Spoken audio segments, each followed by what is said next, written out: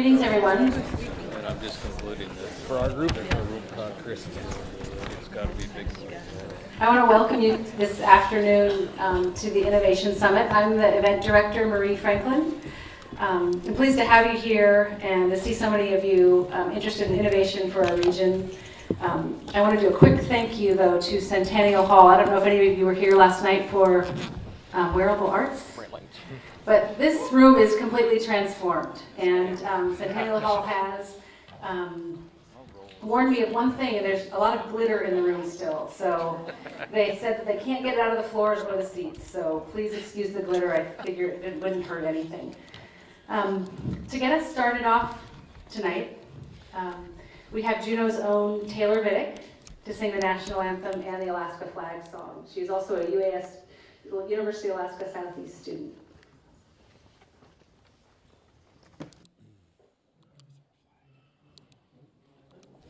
Behind it. Right behind it. Right. Look at me. Oh, great.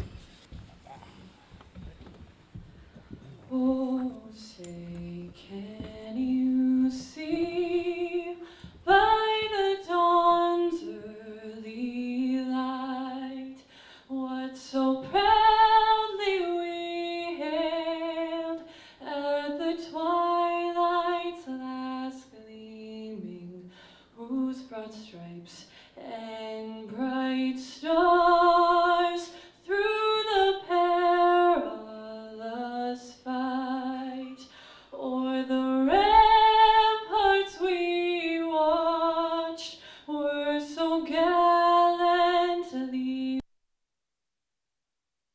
The rocket's red glare, the bombs bursting in air, gave proof through the night that our flag was still there.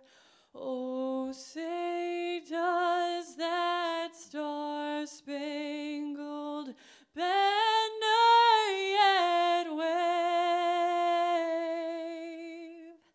o'er the land of the free and the home of the brave?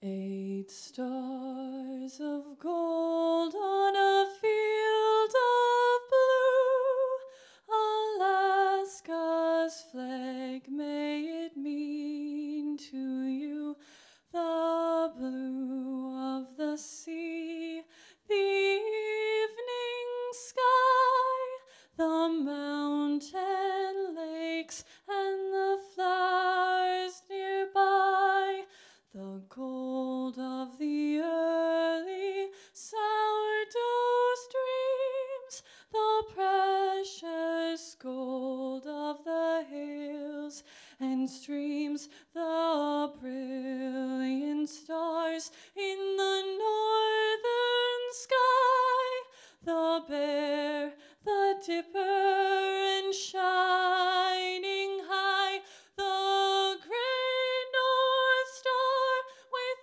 its steady light o'er land and sea, a beacon bright, Alaska's flag to Alaskans dear, the simple flag of the last frontier.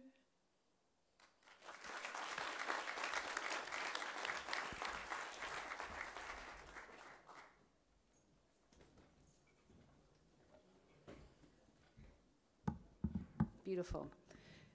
Now, to welcome us to the summit, I would like to introduce Edward K. Thomas, who is the president of the Central Council of the Tlingit and Haida Indian Tribes of Alaska.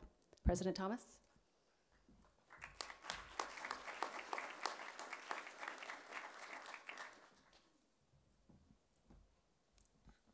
Thank you very much. Don't worry, I'm not going to sing. Wasn't that great? Give her another hand. That was a great job.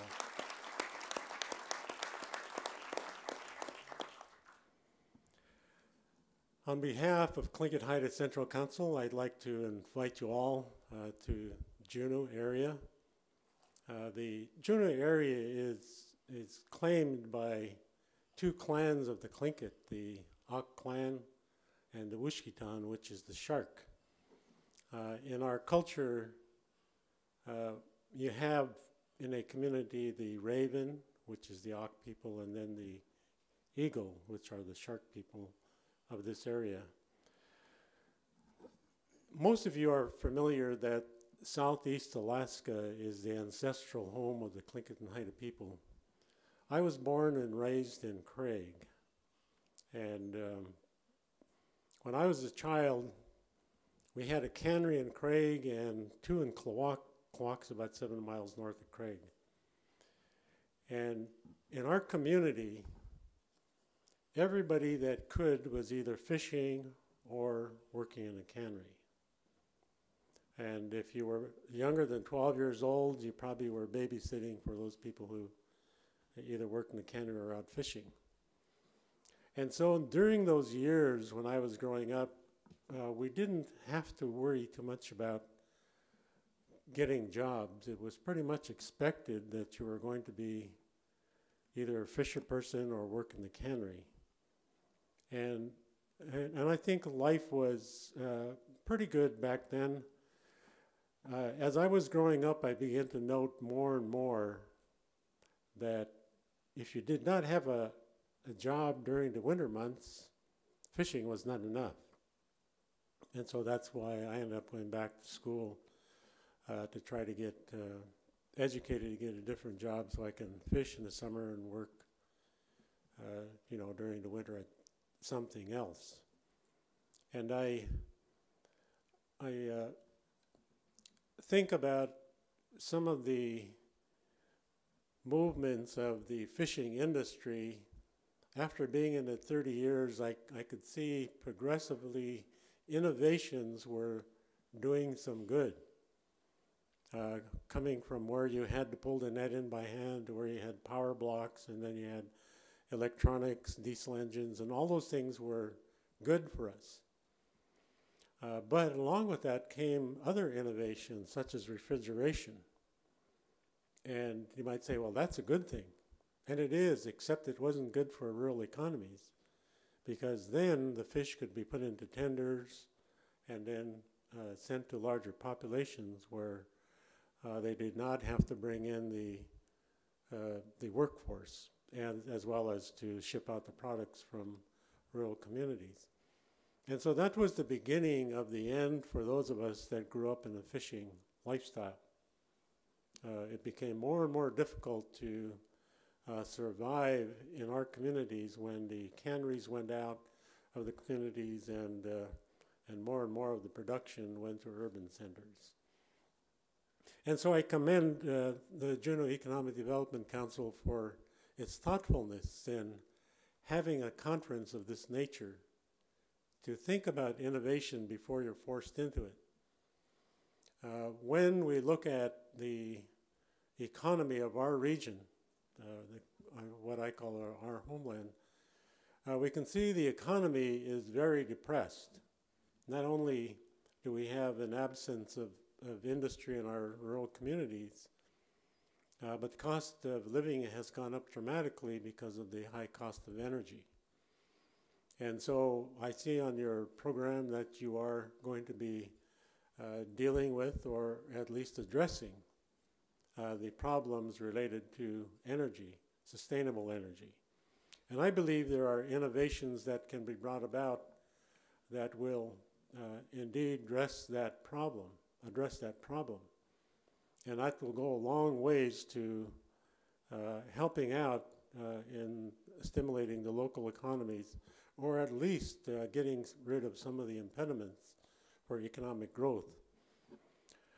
I do not want to take a lot of time trying to recite what your program and your agenda is all about. I simply wanted to come here and commend you for taking the time to think into the future, to think about some of the things that are a challenge to us today, and to put your thoughts together on thinking what could happen, when could it happen, and what will it take to get there.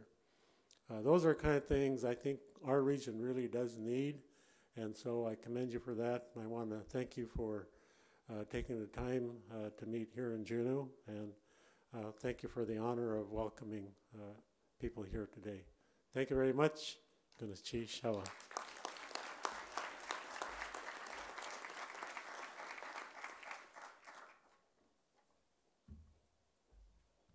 And now I'd like to welcome the chair of our board at the Juneau Economic Development Council, Kurt Fredrickson.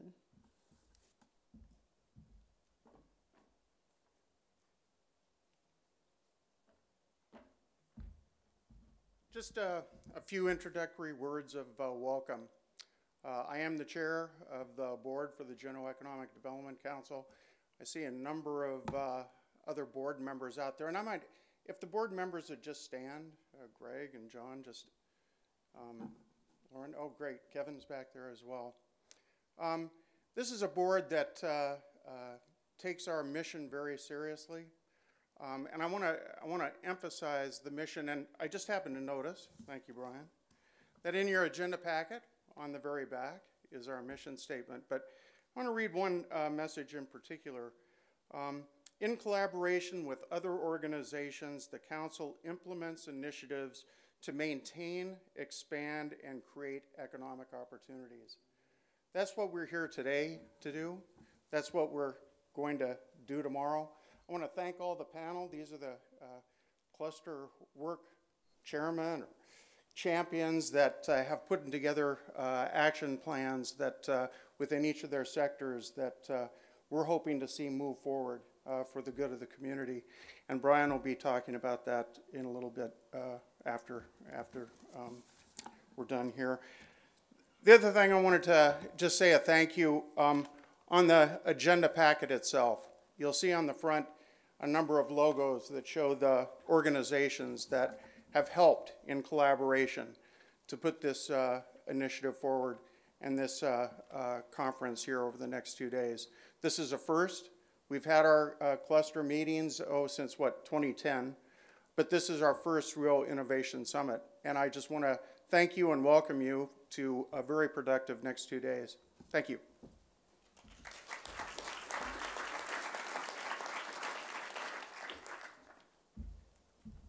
And now it's my pleasure to introduce you to Brian Holst, who's the Executive Director of the Juneau Economic Development Council. Brian has spent 20 plus years in the field of economic development, mostly in developing economies, both in Central America and Eastern Europe. And we're so glad that he has chosen to bring his talent back home to his hometown. In 2008, he became director of our organization. And it's such an important one to our city, and we're glad to have him. So, Brian Holst.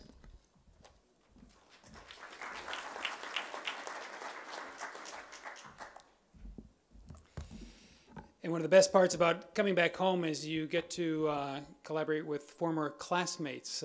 Marie Franklin and I went to school together, so it's great to work with her on this. And thank you for putting together a great summit.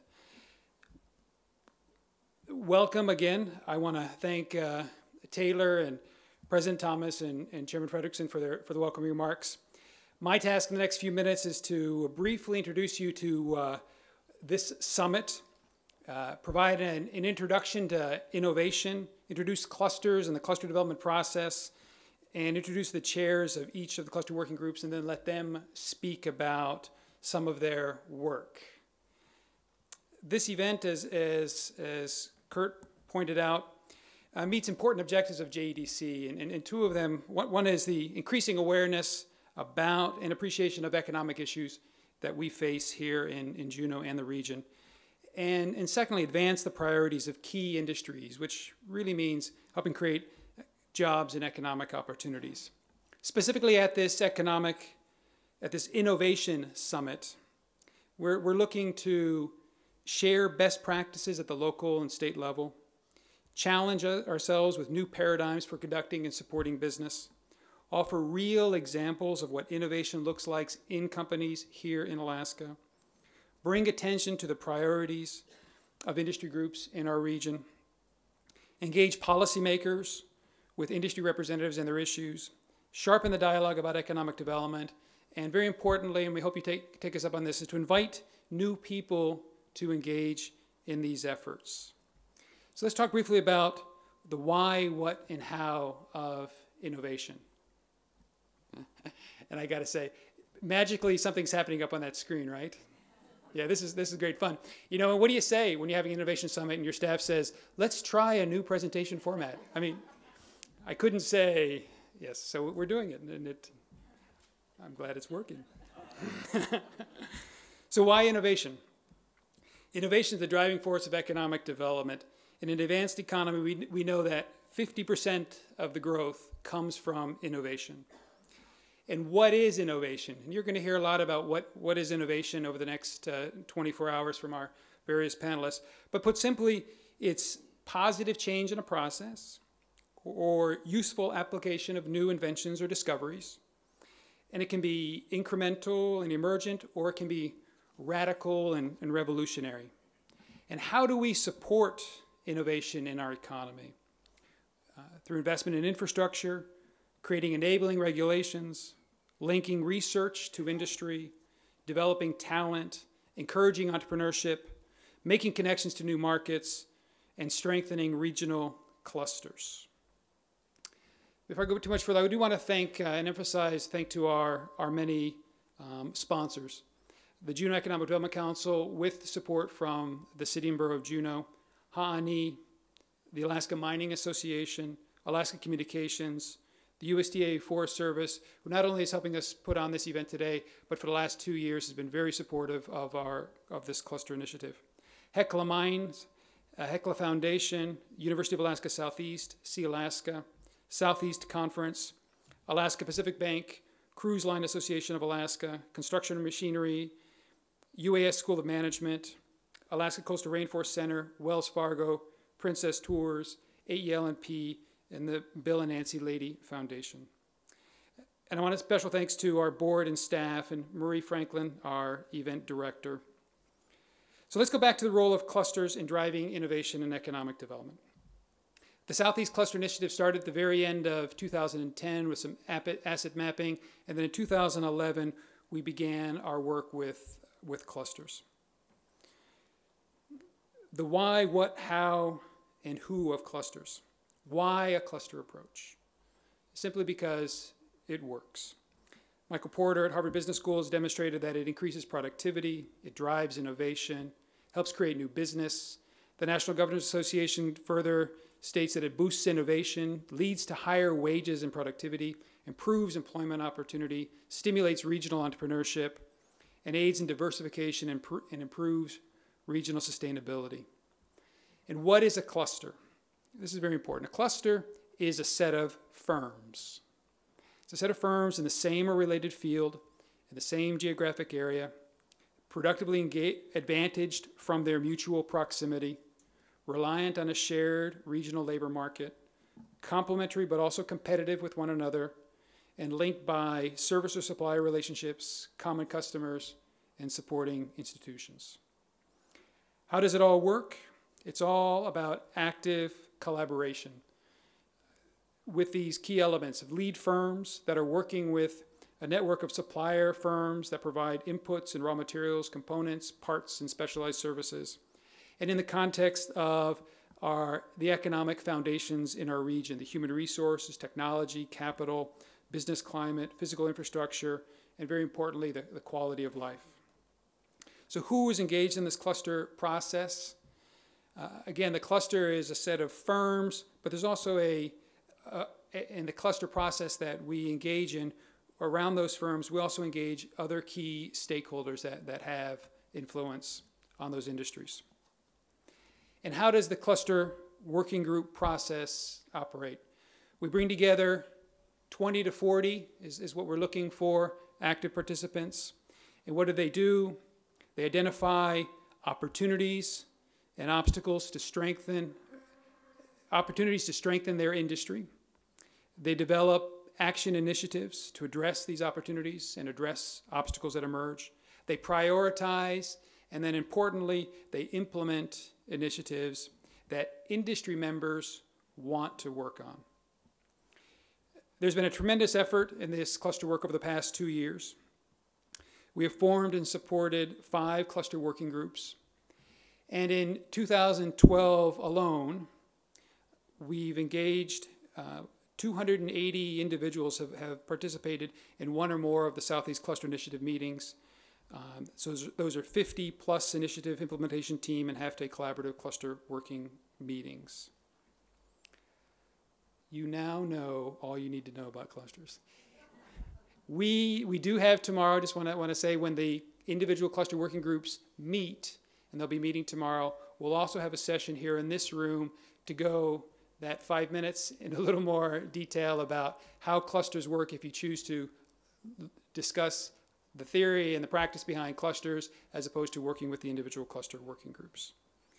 So now I want to talk about the cluster groups that we are working, engaged with: the visitor products, ocean products, mining service and supply, renewable energy, and our new cluster, which we'll hear about today, is our research and development. And these will be presented by the co-chairs. These people in front of us here are the chairs of each of the cluster working groups, and it's their efforts that we are supporting through this process. So to talk about the visitor products cluster, I'd like to invite Kirby Day from Princess Tours. Kirby?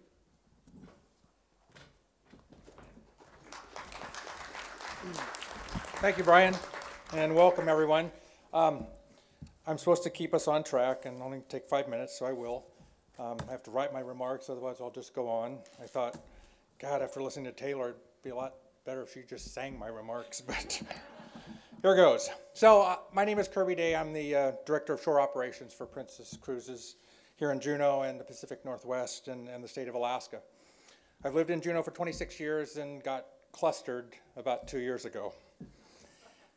I serve as the chair for the Visitor Products Cluster, and again, something's supposed to be happening up here, so I don't need to pay attention to this. Over 100 different participants have worked with us over the cluster process in the last 2 years. They include cruise lines, Southeast Alaska, tourism and hospitality businesses, Native organizations, outfitter guides, the Forest Service, various departments from the state of Alaska, University of Alaska Southeast, trail groups, conservation organizations, other Southeast communities, and a variety of other individuals who have chosen to join our cluster. And the process has really proved beneficial through the last couple of years.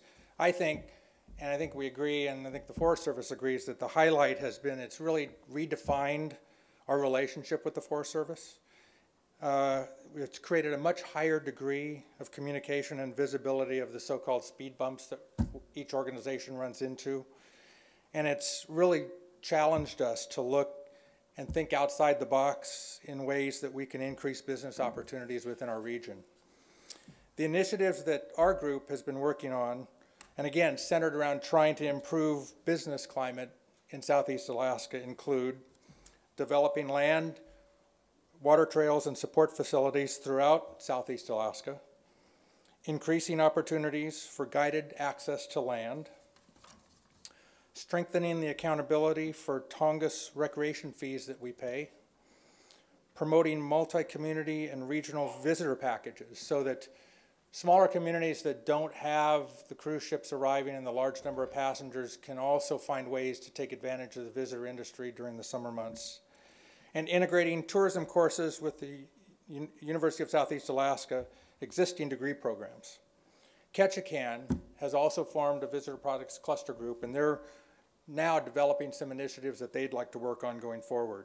And I'd like to take this opportunity to thank the champions of each of the initiatives that have worked so hard and all the participants that have worked with us, as well as JEDC, Brian and his group, and Eva, who's kept us on track and really kept us going on this process. While these and other initiatives that we're talking about are ongoing, we have experienced a variety of successes, we think, that would not have taken place were it not for this group. If one of us individually as a business worked on any of these particular items, we don't think we would have been successful without the cluster group behind us. One, the Juneau Ranger District last year allocated 15,400 additional temporary use days for commercial operators as part of a pilot program. And due to its success, they will continue that program in 2013. The Mendenhall Glacier Recreation Area had $57,000 in funding reinstated as a result of our meetings with the Forest Service in collaboration for staffing and operations. As well, the rec area received an additional $79,000 in funding for trail maintenance, which was sorely needed. And again, that was part of our group's initiative in working with the Forest Service and the Juneau Ranger District to make that happen. Outfitter guides and tour operators for the first time were invited and attended the Tongass Fee Board meeting so that we could see how decisions are made about how the fees are spent, and ultimately over the course of the next year or two help to give some input on how that might work. And working with UAS and their Outdoor Adventure Studies program, we have discussed possibly adding a 2-year tourism emphasis area to the Associate of Applied Science degree program.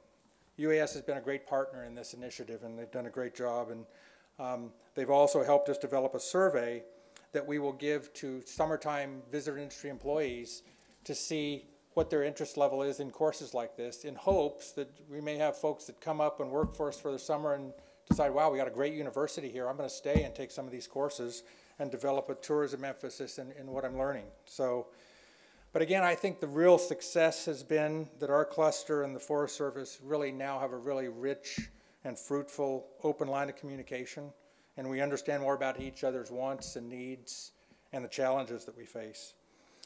So during the next day, we look forward to interacting with all of you, with the agencies that are here, with the folks from the state and federal participants, and each of the other clusters to hopefully work together, find some ideas on how we can continue to bolster the economy in Southeast Alaska. We have a meeting scheduled of our cluster tomorrow at 9:15, so if you're interested, come get clustered with us. So thanks very much.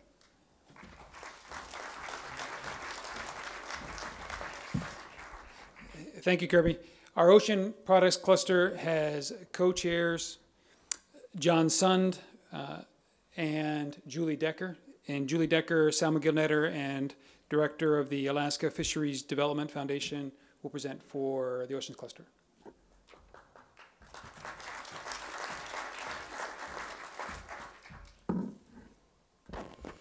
Hi, everyone. Last night I had a sign that I was about to turn 40 when I watched the Grammys and didn't know who over half of the people were or the songs. So anyway, Taylor's singing was so wonderful that it reminded me of that. But she was probably better than at least a third of the folks that performed last night. As Brian mentioned, I commercial fish with my family, my husband and my children, out of Wrangell. I'm also a part of a nonprofit called the Alaska Fisheries Development Foundation. We're kind of the research and development arm of the industry. I've been a cluster co-chair since the Ocean Cluster began, and very thankful and grateful to have John Sund as the other co-chair. John's experience in Southeast and in fisheries issues is long, wide-ranging, and very successful. So it's wonderful to have him around. You have in your packets this that shows the 6 initiatives that we've been focused on the last year. So I'm not gonna read through them, but I wanted to focus on some of the outcomes that we've had this last year. Let's see, wanted to wait for this. Are we on board there? So in actually 2 of our initiatives had related to workforce development and training for the future of maritime and fishing industry. And those have sort of rolled into the university's effort to look at the fishing, seafood processing, and maritime industries and see where they can better align their services with the needs of the industry. that initiative that the university is spearheading has turned into the creation of a workforce development plan for the state in this industry, fisheries, processing, and the maritime industry. Now, this is very important. This has never happened before. And the oil and gas industry, healthcare industry, they have workforce development plans statewide, but seafood industry never has. And it's a little bit of an oddball when it comes to fitting into an employment box. It's probably why it hasn't been done so far, but it's very important because we all know it's an important sector for the state. So we've been able to, we had identified areas that were needed, and we've been able to fold those into the university's effort and sort of shift the people that were working on that in the cluster have shifted and are working with the university now. And so that's been a wonderful result that we never would have foreseen.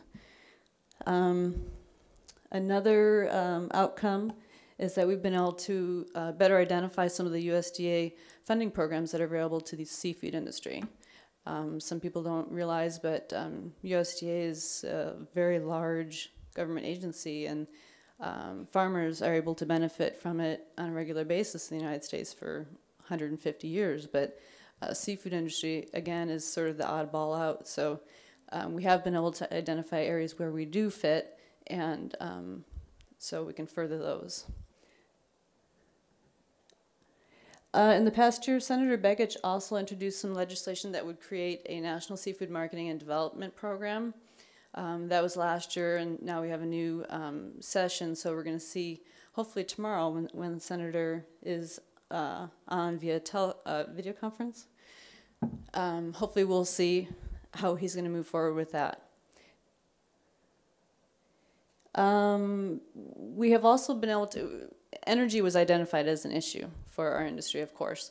It's been, it's evolved in the sense that renewable energy was identified as an issue, and that has sparked its own seed cluster. But we've also begun to look at other areas where we can help the seafood industry with energy. And fishing vessel energy audits is an area where we've been able to get some funding, and we're starting a pilot project this year. So that's another first for the state, so it's a pretty big thing. The mariculture industry has been one of our initiatives, and there was a $99,000 grant that Oceans Alaska received to help train people who would like to work in the mariculture industry as aquatic farmers. We also were able to meet with the director of the U.S. Fish and Wildlife Service regarding regulations related to the sea otters. And Representative Peggy Wilson introduced a House resolution regarding sea otter management. So those are some of the highlights from this past year. What I want to say real briefly what this cluster process means to me. We've heard people talk about innovation and opportunities, and in 2001, 2002, 2003, the seafood industry, the salmon industry, I should say, was in severe crisis. And crisis many times spurs innovation. However, we have pulled out of that crisis mode, and what I'm concerned about is complacency, replacing that. And so when the cluster process started forming, I saw this as an opportunity to continue to push that line, push for innovation still in the industry. And one of the reasons why we had the crisis in 2002 is that the industry was lax. So I feel like this is an opportunity to help us push those boundaries, continue to be on the cutting edge, continue to help us compete globally. And if we can do that, the industry will be healthier and our communities will be healthier. So with that, I would like to invite you, if you're interested, please come to the Ocean Cluster meeting tomorrow, and we'll be looking at some of our initiatives and how to fold what we're hearing tonight and tomorrow from our speakers, how to fold that into our cluster process to help us move forward better. Thanks.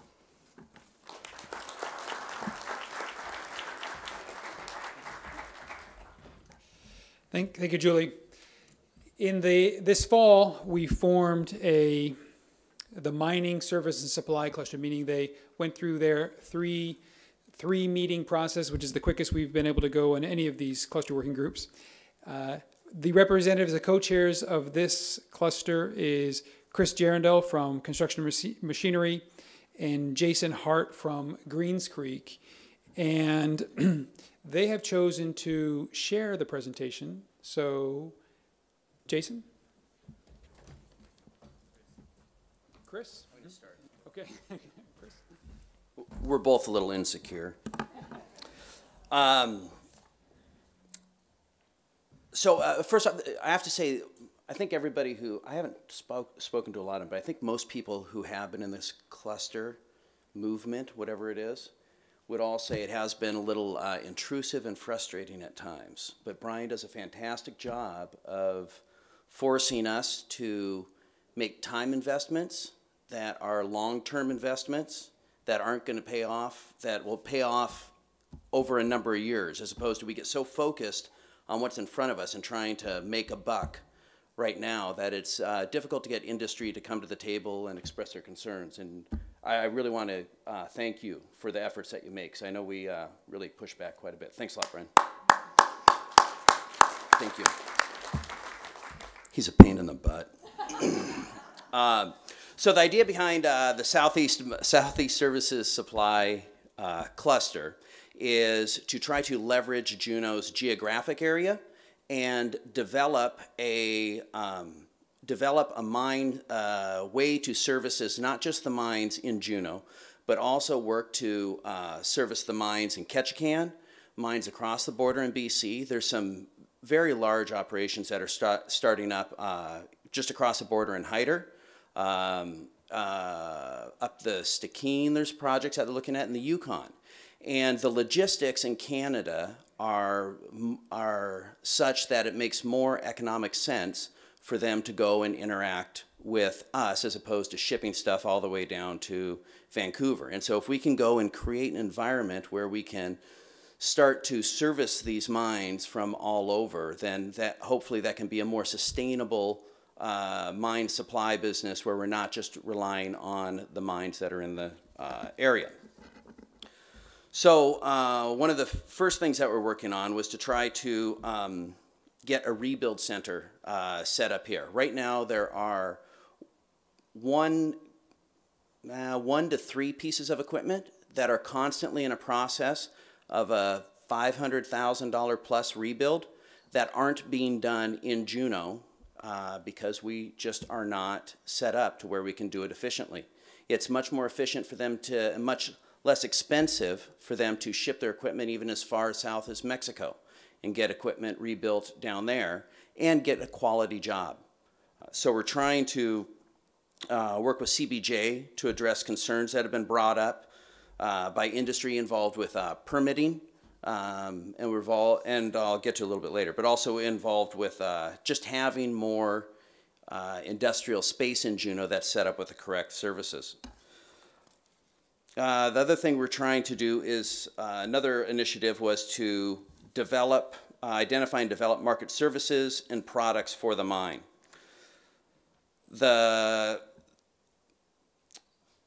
Mines can be very challenging to figure out how to get in and get into the door and start to do business with them. There is not a good place for mines to go to find out who are the services that are local that they could go to. So worked with the Alaska Miners Association to develop a searchable database that's going to be put on AMA's website, which they're in the process of redoing, so that as mining companies come up for exploration or start to go into a new stage in their mine, they can go to this database and search for vendors and services that are available locally and not have to rely on the vendors that a lot of the engineering companies are interacting with, because most of those engineering companies are down south, a lot of them in Vancouver. And so they end up getting pushed towards a lot of those suppliers. I've contacted the Yukon Council of Producers and the Yukon Mining Association to start the collaboration process of figuring out what are the needs that they're really lacking up there, and which ones which ones are easier for us to help supply them logistically and not have to deal with a lot of the cross-border issues. Jason, do you want to?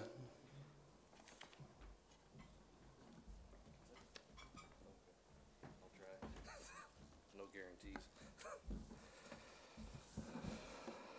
So create and promote vocation trades, training opportunities, and high school career pathways. This is more or less just letting students and other people that might be looking for a trade or a different job know the opportunities in the mining industry. A lot of it's in their backyard, and there's not a whole lot of people that actually do know what kind of jobs Greens Creek, Kensington, or a couple of other startup mines down on POW might offer. Hecla's donated equipment to the university. They have and are continuing to. So there's some familiarity with people that are being trained on the equipment. At least they know the basics of how it works before they show up on the island and get put into something. We're providing, we're working with the high school to get speakers into the classroom, again, to make it a more in-your-face demonstration, and in case the kids have questions they'd like to ask about how, what, when, where. And the mining procurement event, we wanted to create one instead of the mines going and looking for the products or services. We wanted to make it more of a panel like this, to where businesses in Juneau and Southeast could come ask the buyers or the purchasing agents of the mines what kind of stuff they're looking for, how they can communicate with us, and how they might be able to do business with us in the future. And that's it. The last two initiatives were career building, environmental science, and engineering. There's supposed to be 11% growth in environmental engineering technicians in Alaska, and right now we don't have a program to address those concerns. So they have started working with the university and seeing what would be involved with developing that program, and then also putting a survey out, which I actually just learned about it. But there's a little thing in your packet, and it's got a QR stuff. You like get it with your phone or something. I had thought it was nice because I finally learned that you have to have an app to do it. I'd always been taking pictures of all these stupid things and nothing happened. So you got to get an app first to do it. Sometimes I feel like a real old man, but it's all right. And then it will take you to these survey to help determine what are the needs and what do the mines feel like are needed. There are surveys also for the identify, develop market services, and I thought there was one other one. Industrial land, which brings me to industrial land.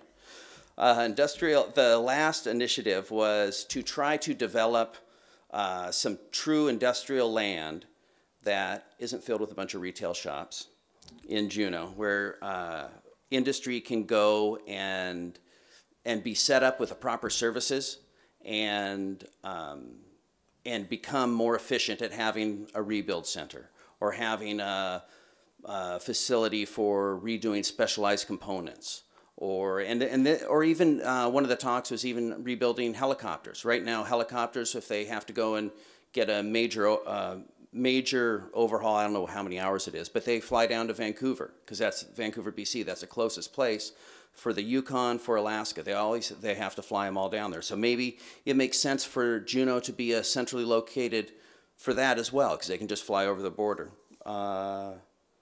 And they have, to develop the industrial land, they've been working with CBJ on trying to figure out if North Douglas is a good avenue to go, if there's current land out there that could just be rezoned, and if they could get the services to those lands.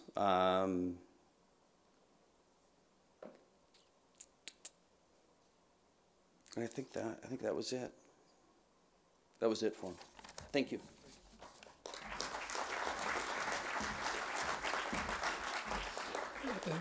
Thanks. I just want to translate for Chris. He was thanking me for all my hard work. And the next cluster working group is what we call a seed cluster, and that is it's an industry group that that we have expectations and demonstrates great potential, and that's renewable energy, because the way we've defined the renewable energy cluster working group is absent large hydro. So the chairs of this group are Bill Lady from Alaska Applied Sciences, Alec Mesdag from AEL&P, and Bob Daring from the U.S. Forest Service Biomass Initiative. I believe Bob Daring will give the overview.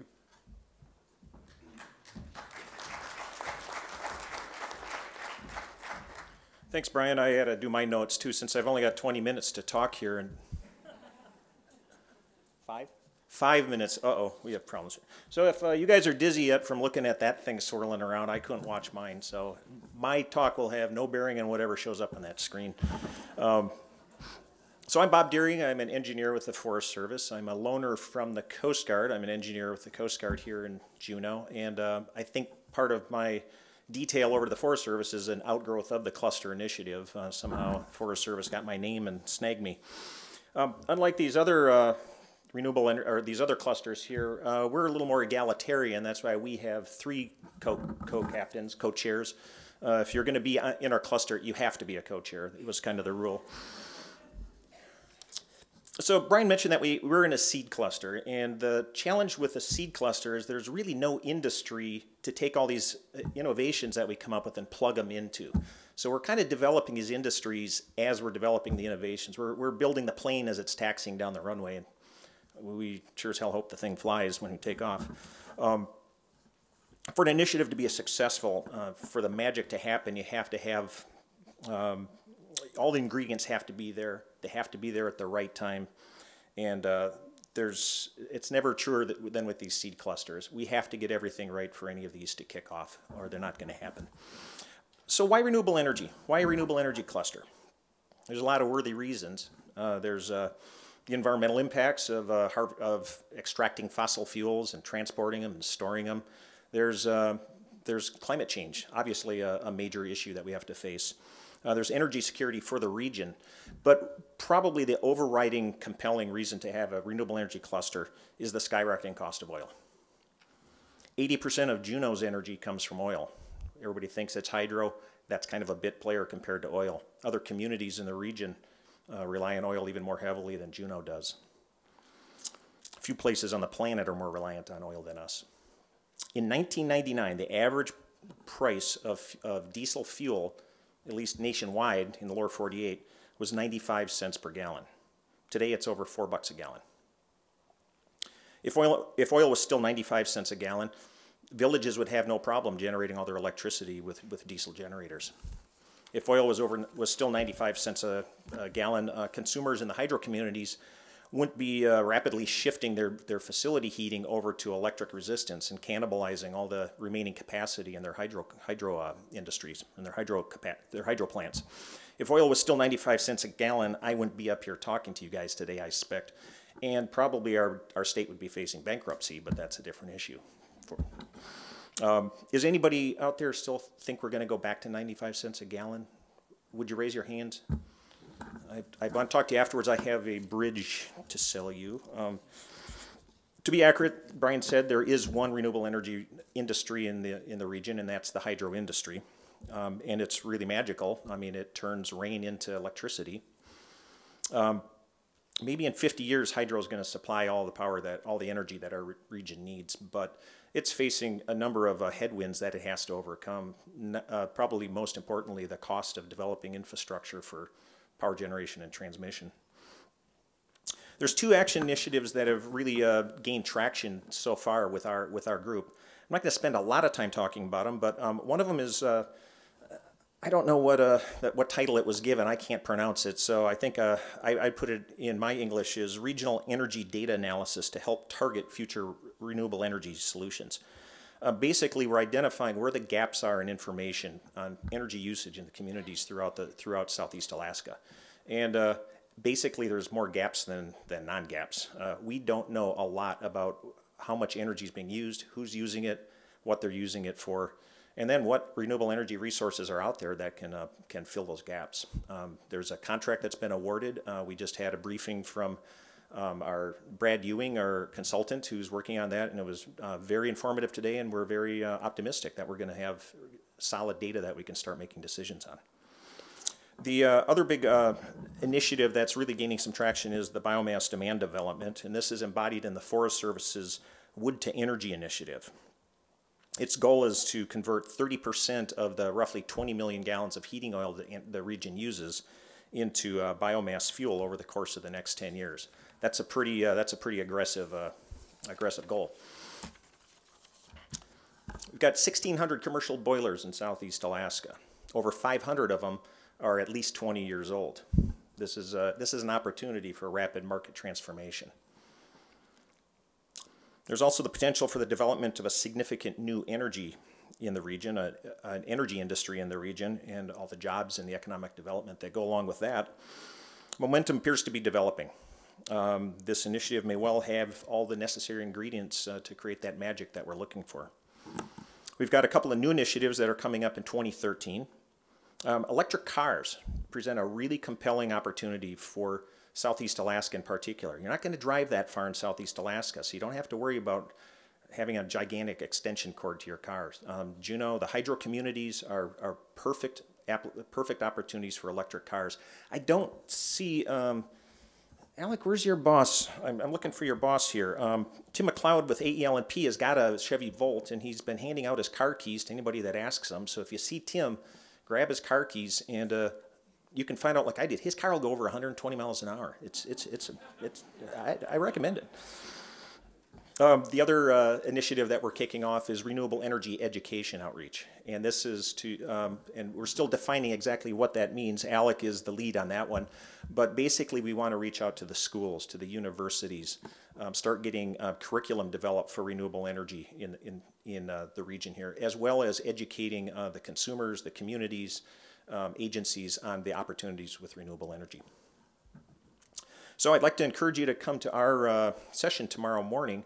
I've been told that JEDC will be handing out free iPads to anybody that comes to the renewable energy section. The other guys, I think you get little bags of Alaska Airlines pretzels, so please come to our session. Thanks very much.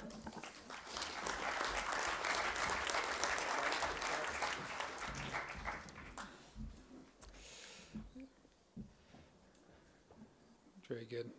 I won't make the comment. Well, our next, Bob's fun to work with, though. Can you imagine working with this crowd? It's really a lot of fun. The last group is a cluster which is going to be announced today, and I'll just preface by saying that we've engaged very heavily with the university and University of Alaska system. And we've had fantastic collaboration with that system, UAF and UAS in particular. And we're very interested in helping university research to connect to industry needs. And in the course of that conversation and that collaboration with research groups and their work with our clusters, they started talking about the business opportunities that they saw for research as well in our region. And so they are looking at the formation of using the same principles that we've been using with the other industry cluster working groups to create a research and development cluster. The co-chairs for this initiative are Shannon Atkinson of the UAF Fisheries and Ocean Sciences. She's not able to be with us today. And David Demore from the Forest Service Research Station. David?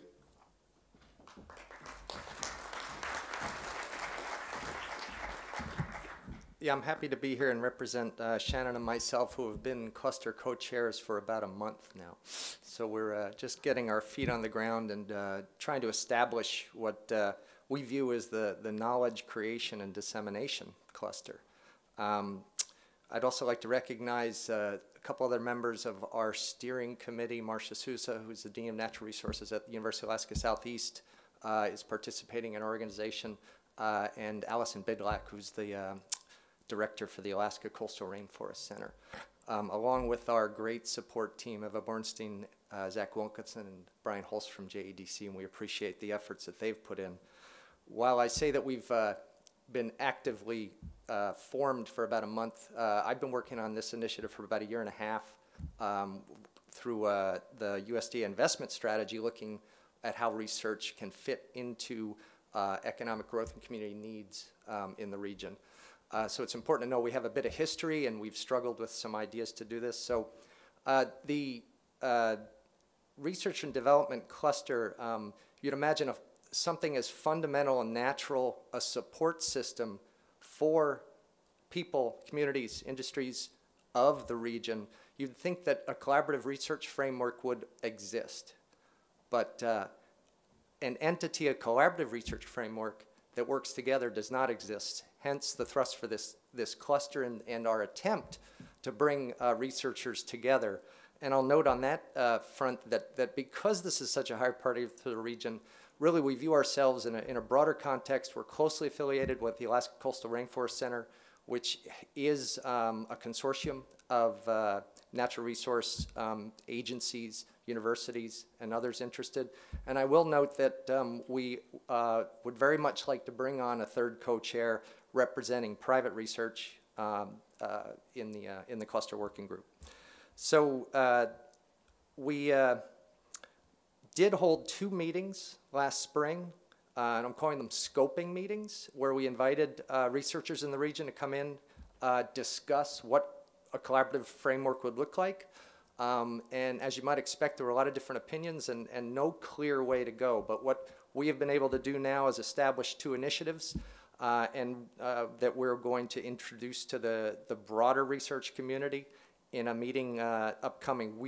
Because we formed and we didn't have enough time to get organized, we will not be holding a cluster meeting at the summit, but we are going to be convening on February 21st from 2 to 5 p.m. at the Pacific Northwest Research Stations at the Auk Bay Lab. And so we are trying to get the word out to as many people that be interested in that meeting to discuss our 2 initiatives. And actually start working on some action items that we have outlined. So things to be looking for us are some key outcomes. In a short period of time, an intermediate period of time, what does this collaborative research framework look like? How have we integrated to not only grow the research program in the region, but also start addressing and integrating with primarily the other 4 cluster groups that are represented here today. How are their needs being addressed? How are they being expressed to research? And how is that integration coming together? So, thank you.